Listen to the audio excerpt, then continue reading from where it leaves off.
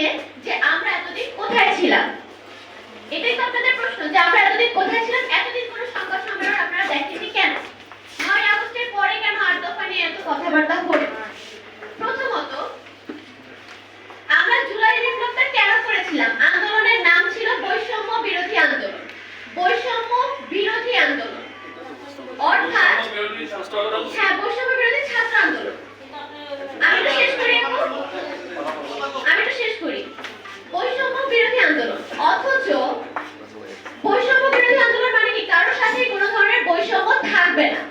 বৈষম্য বিরোধী আন্দোলনের মাধ্যমে যখন আমরা স্বৈরাচারী সরকারের পতন করেছি, নতুন বাংলাদেশ তৈরির স্বপ্ন দেখেছি, তখন কারোর সাথে বৈষম্য হবে না এমন একটা স্বপ্নই বা এমন একটা আশাই আমরা রেখেছিলাম।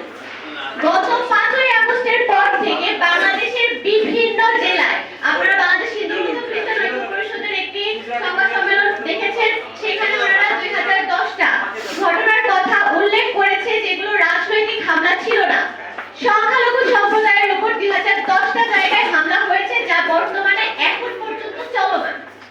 সেই কারণে আমরা 5ই আগস্টের পরে যখন পুরনো বৈষম্যের শিকার পুনরায় হচ্ছি, তখন আমরা 8 দফা দাবি নিয়ে সোচ্চার হয়ে জোরালোভাবে রাজপথে কর্মসূচি ঘোষণা করেছিলাম 9ই আগস্ট। প্রথম কথা।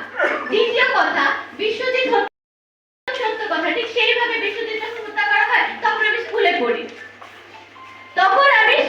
তখনকার সমসাময়িক যারা শিক্ষার্থী ছিল বিশ্ববিদ্যালয়ে কিংবা বিভিন্ন ধর্মীয় সংগঠনের নেতৃবৃন্দ, তারা ওই সময়ও আন্দোলন করেছে। আপনারা প্রত্যেকটা আন্দোলনের সমাবেশে এই কথাটাই বারবার বলি যে 53 বছরের কোন সরকারি, আমরা কোনো একটি দুইটি রাজনৈতিক দলকে ইন্ডিকেট করছি, আমাদেরকে পুনরায় 9ই আগস্ট থেকে রাজপথে সক্রিয়ভাবে নামতে হয়েছে এবং